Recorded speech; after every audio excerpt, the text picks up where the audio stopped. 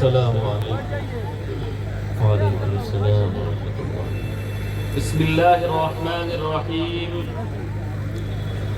الحمد للہ رب العالمین والعاقبۃ للمتقین والصلاة والسلام علی سید الانبیاء والمرسلین محمد وعلى آلہ واصحابہ اجمعین ومن تبعهم بإحسان إلى يوم الدين، أما بعد فأعوذ بالله من الشيطان الرجيم، بسم الله الرحمن الرحيم، إنا نحن نزلنا الذكر وإنا له لحافظون، صدق الله مولانا العظيم۔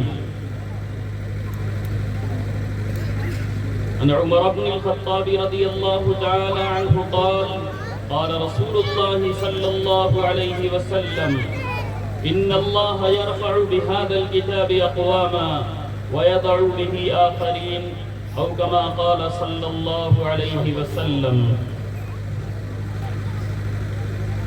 معزز علماء کرام، حاضرین اعظام، پردہ نشین خواتین اسلام، برادران وطن،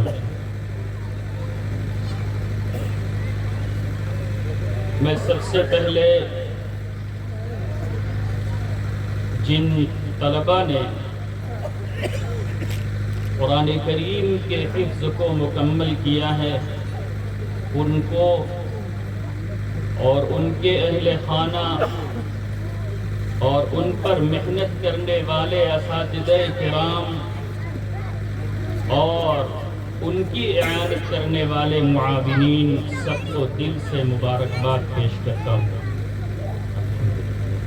اللہ تعالیٰ سب کے حق میں مبارک فرمائے، سب کے حق میں سارے لوگوں کی کاوشوں محنتوں کو قبول فرمائے، آمین۔ قرآن کریم اللہ رب العزت کی آسمانی آخری کتاب ہے۔ اللہ رب العزت نے قرآن کریم سے پہلے بھی آسمان سے کتابیں اتاری، توریت، زبور، انجیل، صحائف، بہت سارے صحیفے نازل کیے گئے۔ ایک چیز اور سمجھنے کی ہے اس بیچ میں کہ اللہ رب العزت نے وقت کے نبی کو ماحول میں جس چیز کا عروج تھا اسی کی کاٹ کو سامنے رکھتے ہوئے معجزہ دیا۔ حضرت عیسیٰ علیہ السلام کے زمانے میں طب کو بڑا فروغ تھا، ڈاکٹری کو، تو اللہ تعالیٰ نے حضرت عیسیٰ علیہ السلام کو ایسا معجزہ دیا، دنیا حیران ہے۔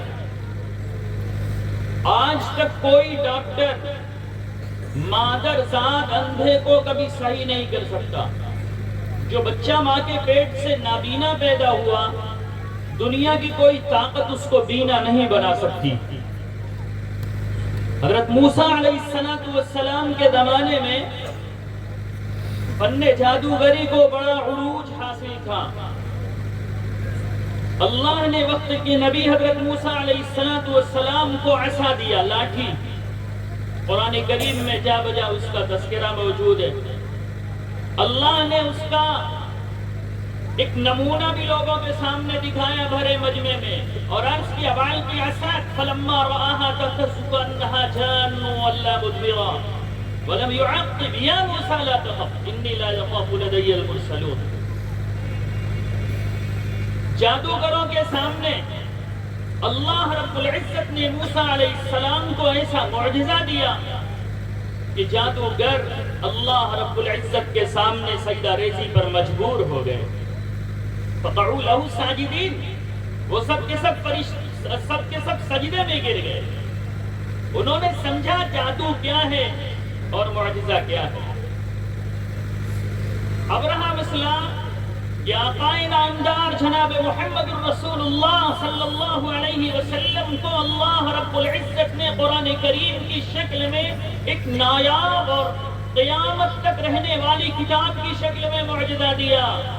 بڑے افسوس کے ساتھ کہوں جوانوں، اصل تو میں اگرچہ میں جوانی کی عمر سے آگے بڑھ چکا ہوں، لیکن جوانوں ہی کو خطاب کرتا ہوں، اپنے جوانوں سے کہنا چاہتا ہوں، بڑا افسوس ہے جو کتاب ہمارے لیے راہ ہدایت بن کر کے آئی، زندگی گزارنے کے لیے اسوہ اور نمونہ اور ماڈل بن کر کے آئی، اسی کتاب کو ہم نے پس پشت ڈال دیا۔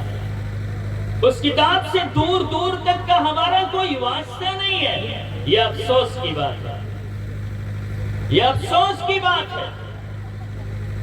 تو اللہ رب العزت نے حضرت محمد الرسول اللہ صلی اللہ علیہ وسلم کے اوپر جو قرآن کریم کی شکل میں معجزہ دیا، قرآن کریم میں اعلیٰ درجے کی فصاحت و بلاغت کا استعمال ہے، اور آپ کے زمانے سے پہلے عربوں میں یہ دستور چلا آ رہا تھا کہ وہ خالی اپنی محبوبہ کی یاد میں 80 اشعار پر مشتمل قصیدے کہہ دیا کرتے تھے، اور باضابطہ قصائد کا مقابلہ ہوا کرتا تھا، اور اس سالانہ مقابلے میں جس قصیدے کو اولیت حاصل ہوتی تھی اس کو خانہ کعبہ پہ لٹکا دیا جاتا تھا۔ جب تک اس کا مقابل نہیں بن جاتا تھا تب تک وہ قصیدہ لٹکا رہتا تھا، اور جب اس سے اچھا یا اس سے مساوی اس کے برابر تیار ہو جاتا تو اس کو پیچھے کر دیا جاتا اور اگلے کو سامنے لگا دیا جاتا۔ لیکن جب سورۃ الکوثر لٹکائی گئی، قیامت تک اب کوئی جواب نہیں بنے گا، اس کا کوئی جواب نہیں بنے گا۔ سورہ کوثر لٹکائی گئی، کوئی جواب نہیں بنے گا، اور قیامت اس وقت آج کے 1400 سال پہلے سے لے کر کے قیامت تک مستقبل میں صبح قیامت کبھی کسی سے کوئی اللہ کے کلام کے ٹکڑے کا بھی مقابلہ نہیں ہو سکتا، اس لیے کہ وہ خالق کائنات کا کلام ہے اور یہ انسانی کلام ہے۔ انسانی کلام کا کیا جوڑ ہے؟ کوئی جوڑ ہے؟ لیکن افسوس، میں کہیں کہیں مثال دیتا ہوں کہ لوگوں کو بہت ساری چیزیں سمجھ میں نہیں آتی، جیسے ہم فصاحت اور بلاغت کا نام لیتے ہیں۔ اب ظاہر سی بات ہے کتنے لوگ سمجھتے ہوں گے فصاحت کوئی چڑیا ہے جو باغوں میں رہتی ہے، بلاغت شاید کہیں پھلواری اور کسی کیا کہتے ہیں ڈالی کے کنارے کوئی چڑیا ہے جو وہاں رہتی ہے۔ ظاہر سی بات ہے جن چیزوں سے ہمارا کوئی جوڑ نہیں، کوئی لگاؤ نہیں، کیا سمجھیں گے ہم؟ سمجھ رہے ہیں؟ آپ اپنی زبان میں سمجھیے، موقع محل کے مناسب گفتگو کرنا۔ اپنی اگر خلاصے کی زبان میں کہا جائے کہ کلام کیسا ہونا چاہیے، موقع محل کے موافق ہونا چاہیے، یہی فصاحت و بلاغت کا حاصل ہے۔ اور قرآن معجزہ ہے، حدیث معجزہ ہے، کسی انسان سے نہ اللہ کا کلام بن سکتا ہے نہ رسول کا کلام بن سکتا ہے۔ اگر کوئی حدیث بنائے گا تو بھی موضوع کہی جائے گی، اور کلام تو بنا ہی نہیں سکتا۔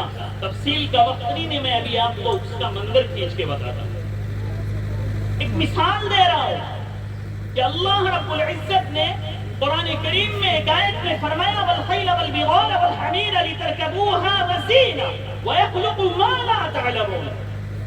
قرآن کی جامعیت کی گفتگو کر رہا ہوں میں آپ سے کہ آپ دیکھیے ذرا، ایک نمونہ پیش کرو۔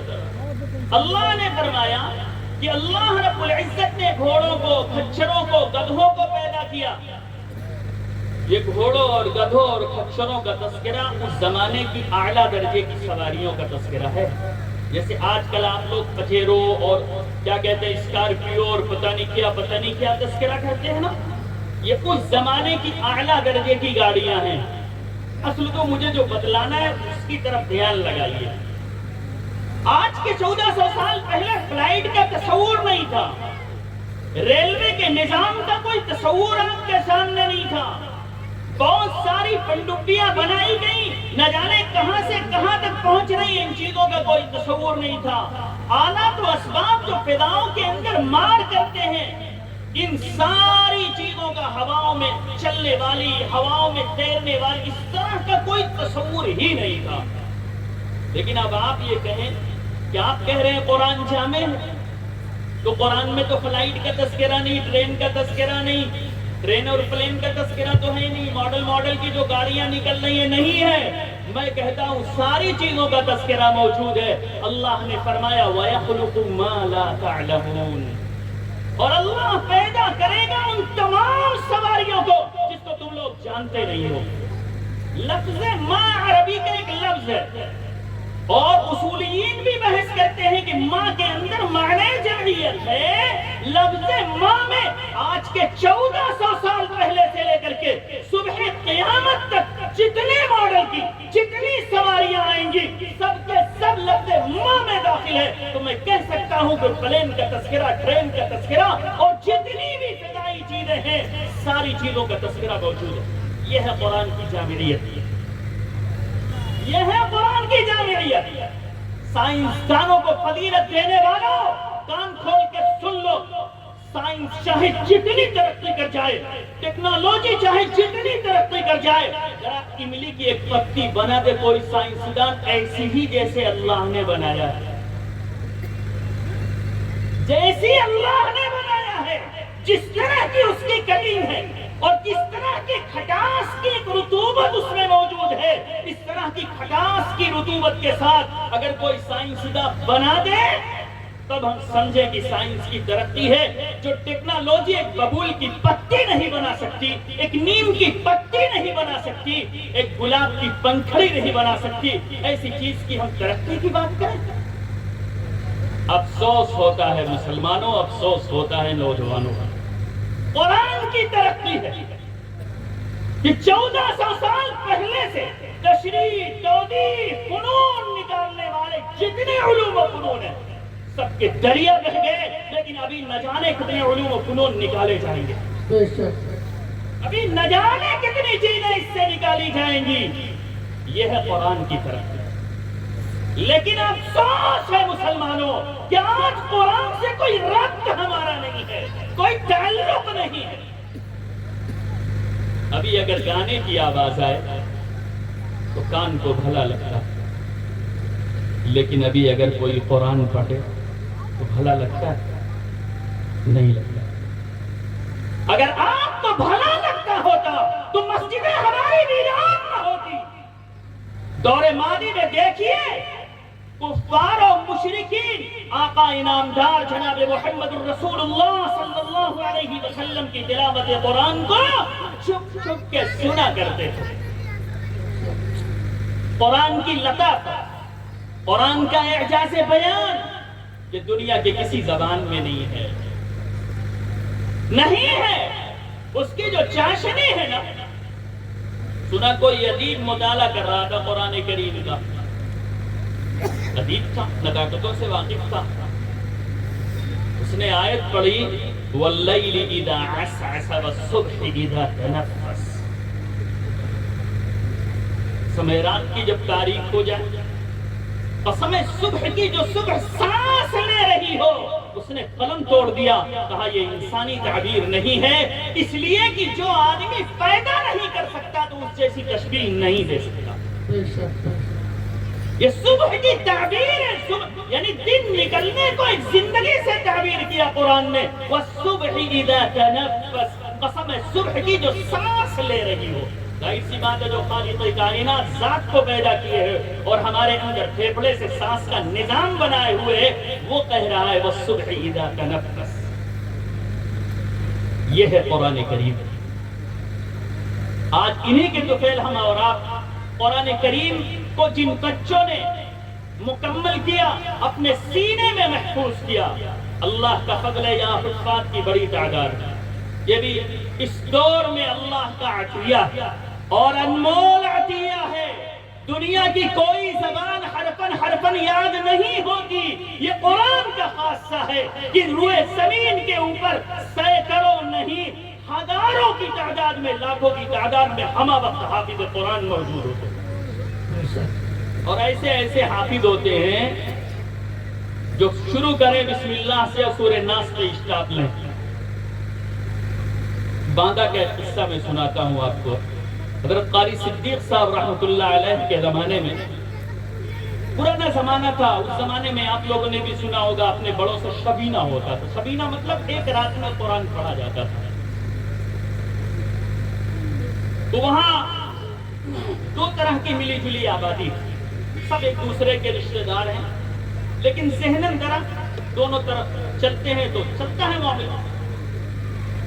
مطالبہ ہوا باندہ ہتھورا سے کہ کوئی ایسا حافظ بھیج دیجیے جو رات بھر میں قرآن کریم سنا دے۔ حضرت رحمت اللہ علیہ نے باندہ میں ایک استاد تھے قاری نثار صاحب، ان کو بھیجا حضرت رحمت اللہ علیہ نے، ایک رات میں پورا قرآن سنا کے چلے آئے۔ آج بھی لوگ باندہ میں ان کا نام لیتے ہیں، ہم لوگوں کے سامنے لکھے، جبکہ وہ بیچارے زمانہ ہو گیا، ان کو ختم ہوئے، پرانے ہو گئے، قبرستان میں گئے، نہ جانے کہاں پہنچے، لیکن نام زندہ۔ آج بھی نام لیتے ہیں لوگ کہ حضرت رحمت اللہ علیہ نے فلاں صاحب کو بھیجا تھا، انہوں نے ایک رات میں پورا قرآن سنایا۔ ایسے نہ جانے کتنے ہوتے ہیں۔ نئے بچوں میں بعض بچے ایک ایک بیٹھک سنانا بولتے ہیں، حافظ لوگ ایک ایک بیٹھک میں پورا قرآن سنا دیتے ہیں۔ یہ اللہ کا عطیہ اور اس کا انعام۔ ایسی مجلسوں میں ہم شریک ہوں تو ہم کو دلوں میں اپنے ایک حوصلہ لینا چاہیے، اللہ ہماری اولاد کو بھی حافظ قرآن بنا دے۔ تحدیث کی نعمت کے طریقے پر تذکرہ کروں، ایک باپ کی 4 اولاد، ہم لوگ چاروں حافظ ہیں، چاروں عالم ہیں، چاروں قاسمی ہیں، باپ بیٹے پانچوں قاسمی ہیں، کوئی دوسری جگہ سے کہیں فارغ نہیں ہے، سمجھ رہے ہیں؟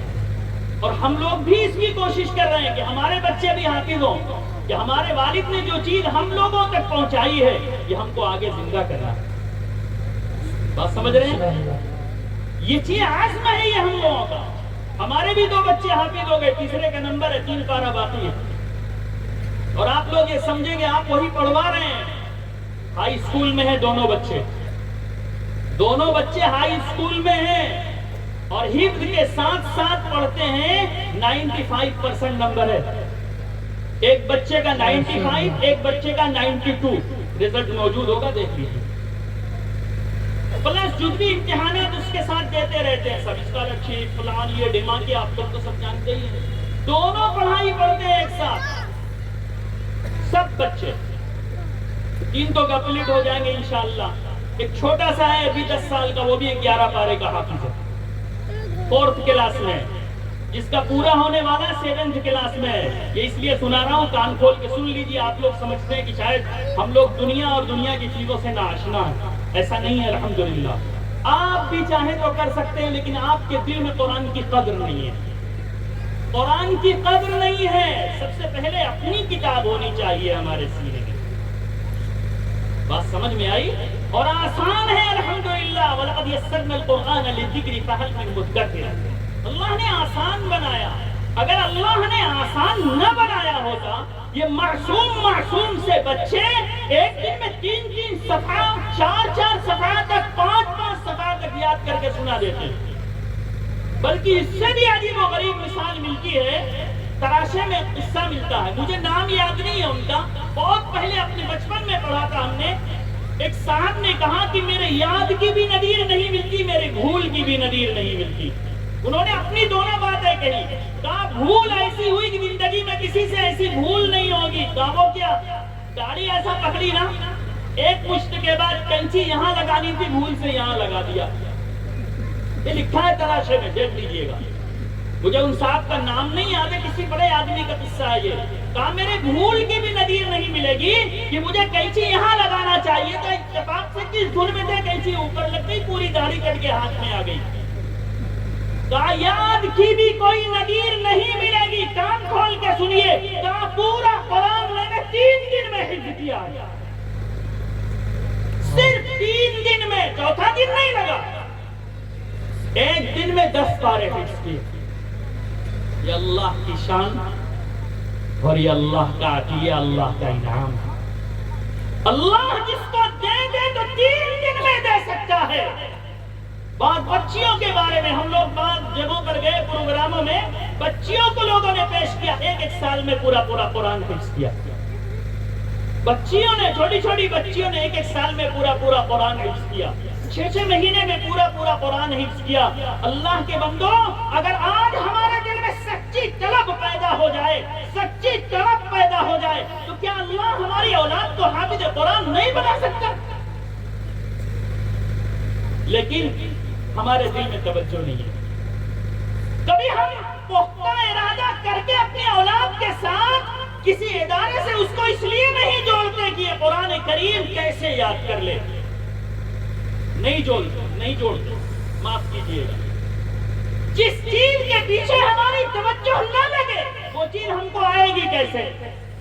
ہاں، بچے کو ڈاکٹر بنانا چاہتے، نیٹ کی تیاری کروانا چاہتے ہیں تو کوٹا بھیجتے، راجستھان، دلی، الہ آباد، نہ جانے کتنی بڑی بڑی جگہوں پہ بھیجتے ہیں. آپ کے بچے کامیاب ہوتے ہیں اور الحمدللہ ہم لوگ تو ہر وقت دعا کرتے ہیں اللہ تعالیٰ تمام بچیوں کو کامیابی عطا فرمائے.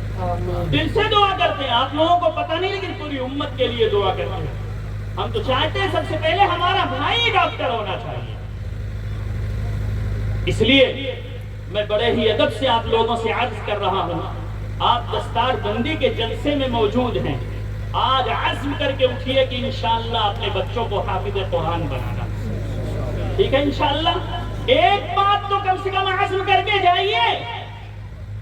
سب پورا عزم ہے نا انشاءاللہ؟ چلیے. قرآن کریم کس کیفیت کے ساتھ نازل ہوا؟ قرآن تو اللہ کی کتاب ہے. اللہ کی کتاب زمین پر کیسے آئی؟ ارے آئی تب تو یاد ہوگی کہ بغیر آئے یاد ہو جائے گی. پہلے یہ سمجھیے کہ یہ قرآن کریم لوح محفوظ میں موجود ہے. یعنی اللہ تعالیٰ کے پاس تختی ہے، اس تختی پہ یہ قرآن کریم موجود ہے. فرشتے وہاں سے یاد کرتے تھے. جتنا کہا جاتا تھا، جتنا اللہ تعالیٰ کو اتارنا مقصود ہوتا تھا، اتنا ٹکڑا جبریل امین کو حکم ہوتا وہاں سے یاد کر کے. یا اس کی ایک مثال دی گئی ہے کہ تلقفاً روحانیاً، بہت تیزی کے ساتھ روحانی اعتبار سے اس کو اخذ کر لیتے، یاد بھی نہیں کرتے. بہت تیز جیسے بجلی چمکتی ہے تو ایک ساری چیزیں روشن ہوتی ہیں اور ایک سیکنڈ میں بجھ جاتی ہے بجلی. اس طرح قرآن کریم اللہ رب العزت کے پاس سے آقا انعامدار جناب محمد الرسول اللہ صلی اللہ علیہ وسلم تک پہنچا. حضور اکرم صلی اللہ علیہ وسلم نبوت ملنے سے پہلے، نبوت ملنے سے 6 مہینے پہلے سے آپ غار حرا، مکے کا ایک پہاڑ ہے، اس میں جا کے تنہائی میں بیٹھ کے اللہ کی عبادت کرتے ہیں. طریقہ عبادت کیا ہوتا تھا اللہ جانے، لیکن عبادت کیا کرتے تھے آپ اور لمبے لمبے وقت تک عبادت میں مصروف رہتے. بسا اوقات کھانے کے لیے توشے بھی آپ لے جاتے، کھانے کا سامان. کبھی کبھی ایسا ہوتا حضرت خدیجہ الکبریٰ رضی اللہ تعالی عنہا توشے کا نظام بنا کے پہنچا دیتی. 6 مہینے کیفیت چلتی رہی. 6 مہینے کے بعد جبریل امین آپ کے پاس آئے. سلام کلام کے بعد انہوں نے جیسا کہا پڑھیے. آپ صلی اللہ علیہ وسلم نے، آپ کی عمر مبارک ہو گئی ہے 40 سال 1 دن. 40 سال مکمل ہو گئی. سنیے، 40 سال کے عرصے میں آپ نے کسی سے پڑھنا لکھنا نہیں سیکھا، کسی کے سامنے زانو تلمذ نہیں طے کیا. اب جبریل امین کہہ رہے پڑھیے تو آپ صلی اللہ علیہ وسلم نے جواب دیا ما انا بقاری، میں پڑھا ہوا آدمی نہیں ہوں. جبریل امین نے اپنے سینے سے ایسا لگا کے آپ کو دبایا، جیسے ہم لوگ گلے ملتے ہیں نا، ایسا سینے سے ایسا سینے لگا کے ایسا دبایا. پھر چھوڑا، کہا پڑھیے. پھر آپ نے وہی جواب دیا. 3 مرتبہ ایسا کیا. 3 مرتبہ کے بعد پھر آپ نے فرمایا ماذا اقرأ، کیا پڑھوں میں؟ تو جبریل امین نے قرآن کریم کا سب سے پہلا ٹکڑا اقرأ بسم ربک الذی خلق خلق الانسان من علق اقرأ وربک الاکرم الذی علم بالقلم علم الانسان ما لم يعلم. یہ 5 آیتیں آپ صلی اللہ علیہ وسلم کو پڑھ کے سنائی. جبریل امین جیسے ہی آپ کو سناتے فوراً آپ کو یاد ہو جاتا تھا.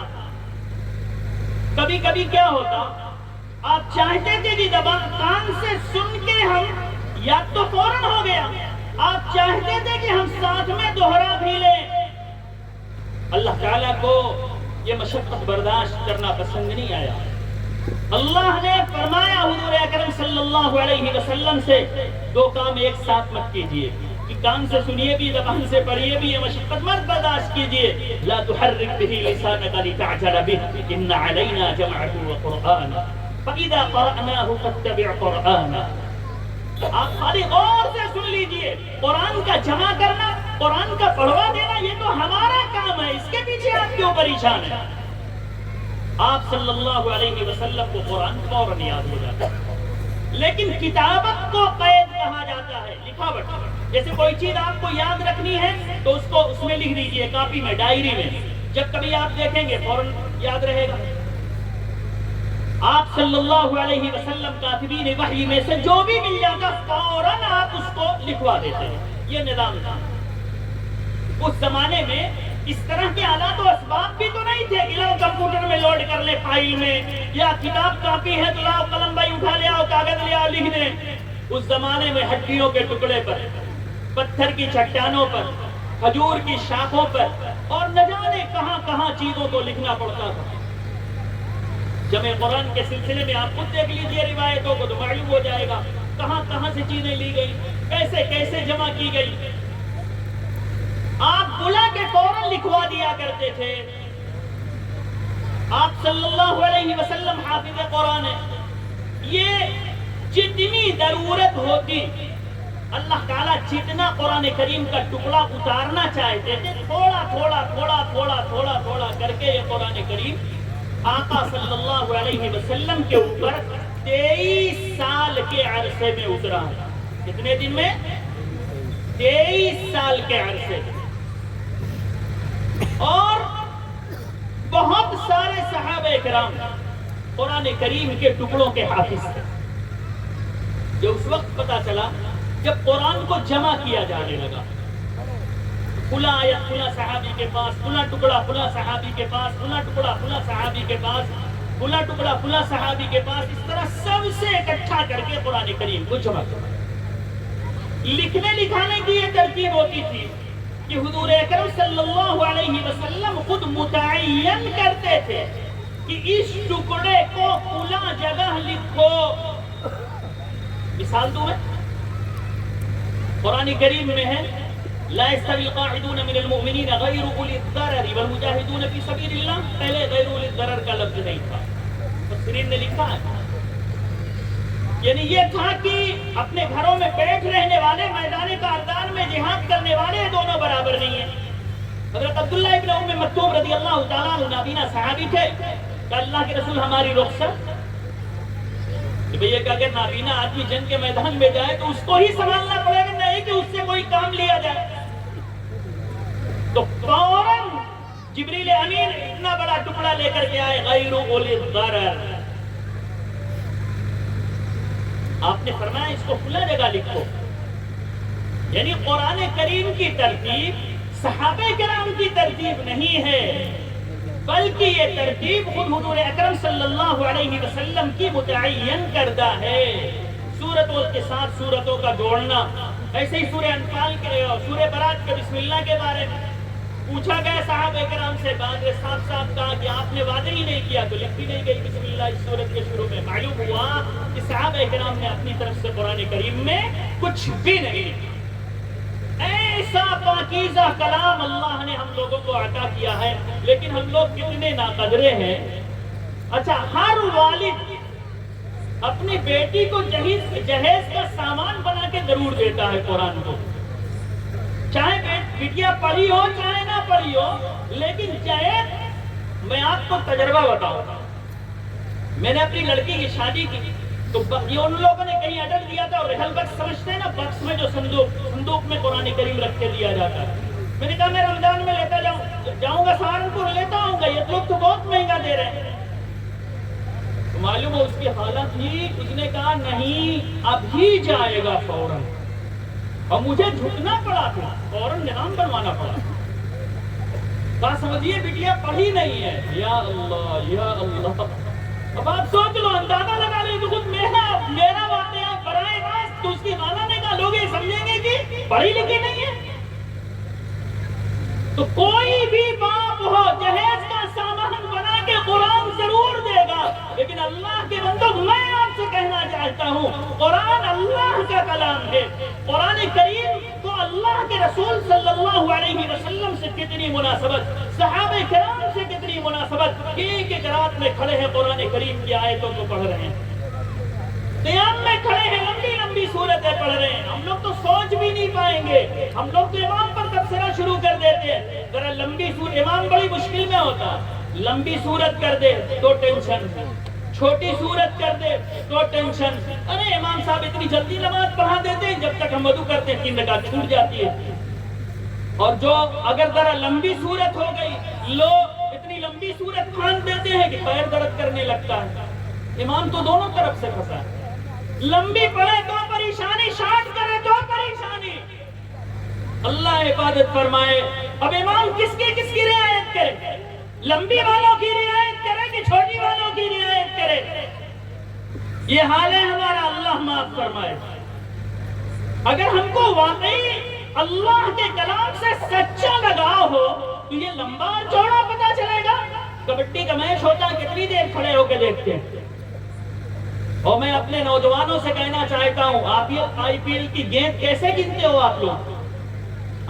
بال گنتے ہیں، رن ریٹ لگاتے ہیں. ارے اب تو 8.5 کا، ارے اب تو 9 ہو گیا، اب اس کی جیت مشکل ہے، اب تو فلان ہو گیا.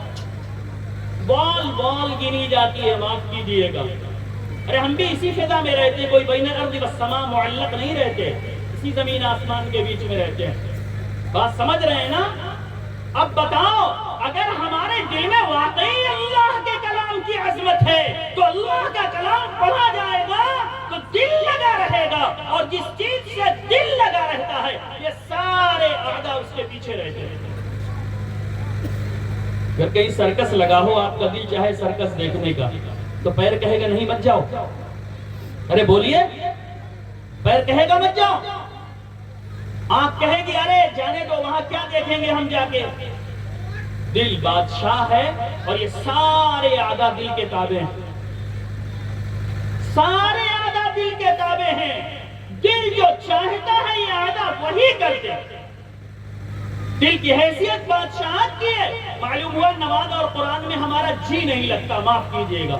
سخت لگ رہا ہوگا آپ لوگوں کو، لیکن آپ کا جی نہیں لگتا. تبھی تو آپ کو لمبا اور چھوٹا، لمبی قرات اور چھوٹی قرات آپ کرتے، ورنہ آپ کو لمبی قرات اور چھوٹی قرات میں تمیز کیسے ہوئی؟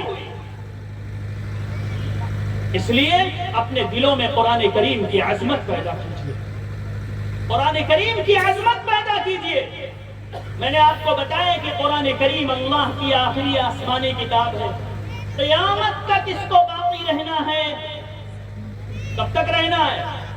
قیامت تک رہنا ہے. اب کوئی نبی نہیں آنے والا، آسمان سے کوئی کتاب نہیں آنے والی. جب ہم ہی لوگ اس طرح کی بے اعتنائی کریں گے، تو جب ہم نہیں پڑھیں گے ہماری اولاد کیسے پڑھے گی؟ پھر ہمارے پوتوں کا نمبر آئے گا تو تب تو بالکل کتاب کا جنازہ نکل جائے گا گھروں سے. کس نے نقصان پہنچایا؟ غیروں نے کہ ہم نے؟ کس نے نقصان پہنچایا؟ ہم نے پہنچایا، ہم نے پہنچایا. اور اس میں خالی یہی نہیں ہے، ہمارا ہر اعتبار سے نقصان ہے. مادی نقصان بھی ہے، مادی نقصان بھی ہے، اور ہماری عزت و ذلت بھی اس کے ساتھ جڑی ہوئی ہے. آپ شعر سنا کرتے ہیں، وہ معزز کے زمانے میں مسلمان ہو کر اور ہم خار ہوئے تاریکے قرآن ہو کر. ہم میں سے کتنے تو ایسا سمجھتے ہیں کہ قرآن کو کیا بار بار پڑھنا. قرآن ہی ایک ایسی کتاب ہے چاہے جتنی بار پڑھ ڈالیے کبھی طبیعت نہیں اٹھاتی. چاہے جتنی مرتبہ پڑھیے، آپ جتنے ہی پڑھیں گے اتنے ہی لطف آئے گا. جتنے ہی سمجھیں گے، جتنے ہی اس کے انوار و برکات آپ کے اوپر کھلیں گے، آپ کو لطف آئے گا. جیسے آج کل تھوڑا ٹھنڈک لگتی ہے، دھوپ نکلتی ہے تو کیا کہتے ہیں، طبیعت کے اندر گرماہٹ پیدا ہو جاتی ہے. بس سمجھ رہے ہیں نا؟ تو جب انوار و برکات کھلیں گے تو آپ کو بھلا لگے گا. اور جب ہمارے ایک دم دل میں تاریکی ہوتی ہے تو کیا اچھا لگے گا. یہ دیکھیے فرق ہے دونوں میں. اس لیے میں بڑے ہی ادب سے اپنے نوجوانوں سے کہنا چاہتا ہوں کہ اللہ نے قیمتی زندگی دی, اپنی آخری کتاب ہمارے درمیان میں رکھ دی, اب عمل کرنا تو ہمارا کام ہے. سب سے پہلے ہم کو اس کتاب کو پڑھنا ہے. سب لوگ پڑھیں گے انشاءاللہ, اور یہ پڑھنا آپ کا بیکار نہیں جائے گا. حضرت عبداللہ ابن مسعود رضی اللہ تعالیٰ عنہ کی روایت ہے کہ جس نے اللہ کی کتاب کا ایک حرف پڑھ لیا اس کو ایک نیکی ملتی ہے, اور ایک نیکی اللہ کے فضل سے 10 گنا ہو جاتی ہے. میں نہیں کہتا کہ الف لام میم ایک حرف ہے, بلکہ الف ایک حرف ہے, لام ایک دوسرا حرف ہے, میم ایک تیسرا حرف ہے. الف لام میم کے پڑھنے سے 30 نیکی ملتی ہے. کتنی ملتی ہے؟ 30 نیکی ملتی ہے. اور یاد رکھیے جب میزان عمل پہ ہم جائیں گے, وَنَزَعُ الْمَوَازِينَ الْقِسْطَ لِيَوْمِ الْقِيَامَةِ, جب ہمارے اعمال نامے تولے جائیں گے, وہاں ایک ایک نیکیوں سے آدمی جنتی اور جہنمی ہوگا.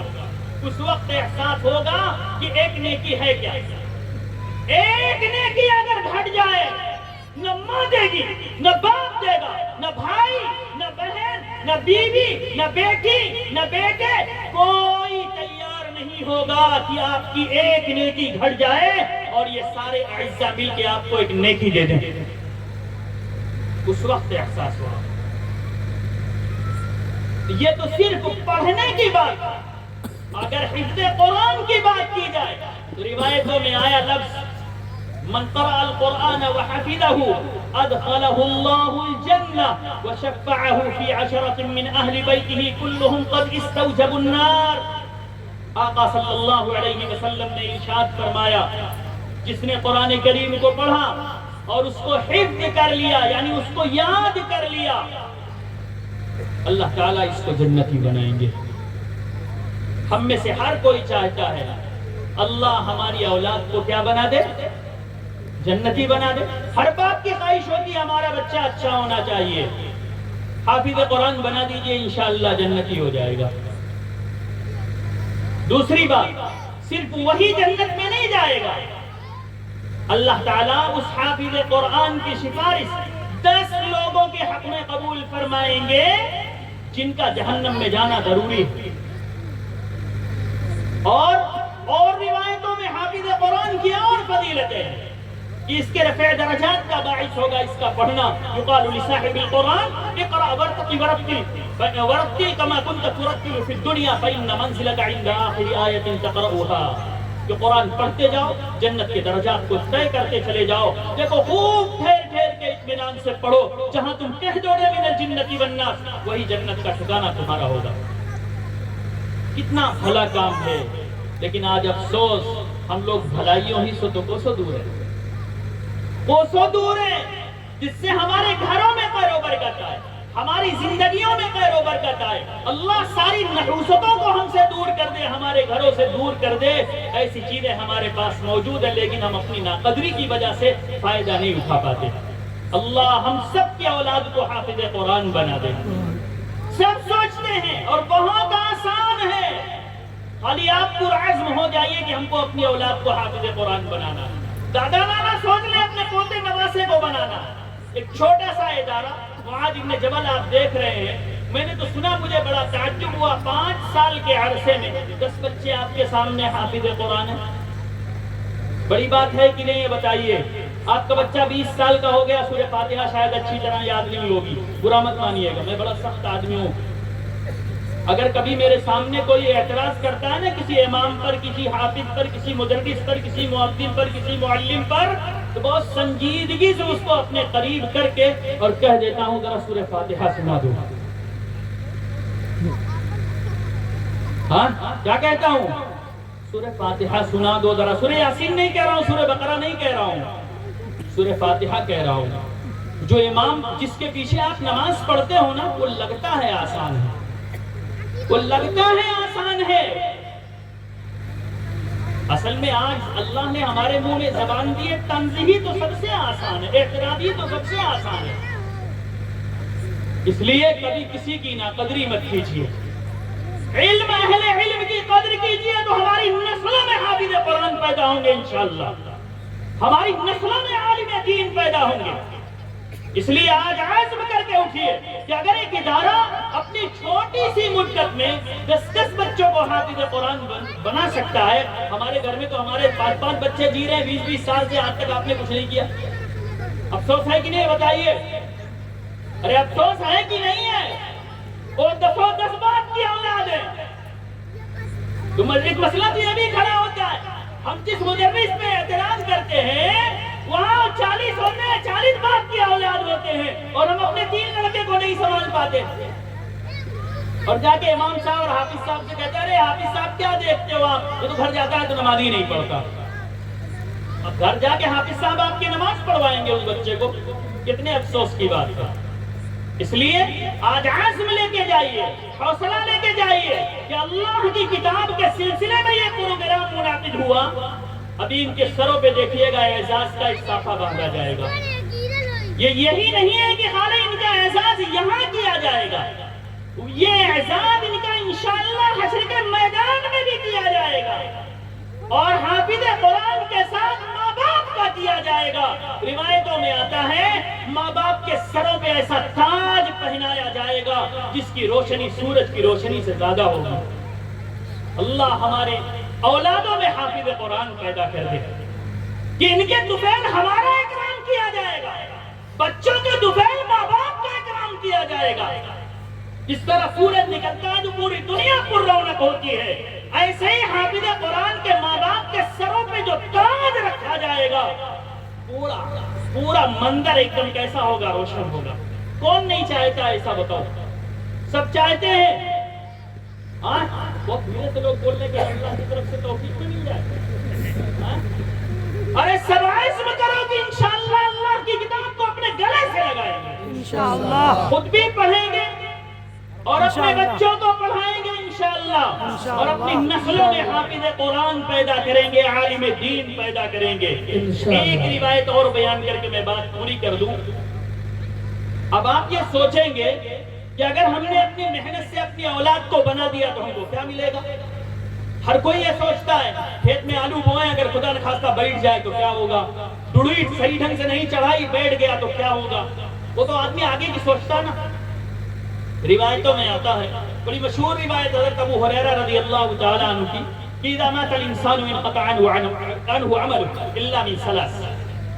جب انسان مر جاتا ہے تو آپ نے دیکھا ہوگا، ہم نے بھی دیکھا ہے، مردہ کبھی اپنی زبان نہیں ہلا پاتا۔ ہلاتا ہے آپ لوگوں کے یہاں؟ ارے کچھ پڑھتا لکھتا ہے؟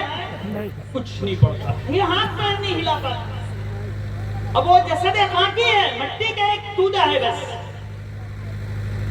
اذا مات الانسان انقطع عنه عمله الا من ثلاث، 3 چیزیں باقی رہ جائیں گی، کان کھول کے سنیے۔ صدقۃ جاریہ، آپ صدقہ جاریہ کر کے چلے جاؤ، کوئی کنواں کھدوا دو، کوئی درخت لگا دو پھلدار، کوئی ہینڈ پائپ لگوا دیا آپ نے، کسی مسجد مدرسے میں تعمیر میں حصہ لے لیا، کوئی دینی کتاب لا کے کسی کو دے دیا، یہ سب صدقہ جاریہ۔ آپ مر کے چلے جائیں گے، جب تک اس چیز کا نفع رہے گا آپ کو ثواب ملتا رہے گا۔ دوسری چیز، او علم ينتفع به، یا آپ نے کوئی علم کسی کو سکھایا، اس علم کا نفع جب تک عام رہے گا تب تک آپ تو مر کے چلے جائیں گے، آپ کے نام اعمال میں ثواب کا اضافہ ہوتا رہے گا۔ تیسری چیز جس کے لیے میں نے یہ روایت آپ کے سامنے بیان کی، او ولد صالح يدعو له، یا آپ نے کوشش کی، آپ نے محنت کی، آپ کی اولاد نیک ہو گئی، آپ تو مر کے چلے جائیں گے لیکن یہ نیک اولاد جتنا بھی نیک کام کرے گی سب میں آپ کا حصہ ہوگا۔ ہم میں سے کون نہیں چاہتا کہ جب ہم مر جائیں تو بھی ہمارے نام اعمال میں ثواب جڑتا رہے؟ ہر کوئی چاہتا ہے۔ تو آج عزم کر کے اٹھو کہ انشاءاللہ ہم اپنی اولاد کو قرآن کریم کو اقل درجہ، کم سے کم نادرہ قرآن تو پڑھوا دیں، اس سے اوپر بڑھ کے کیا کر دیں؟ حافظ قرآن بنا دیں، اور اوپر بڑھ جائیں، عالم عالم دین بنا دے، مفسر وقت، محدث وقت بنا دے، اگر ہم دل میں لے لیں تو یاد رکھیے انشاءاللہ اللہ کے خزانے میں کوئی کمی نہیں ہے، اللہ ہر چیز کو ہمارے لیے آسان کر دیں گے۔ اللہ کہنے سننے سے زیادہ ہم سب لوگوں کو عمل کی توفیق نصیب فرمائے۔ وآخر دعوانا ان الحمدللہ رب العالمین۔ جزاک اللہ خیرا۔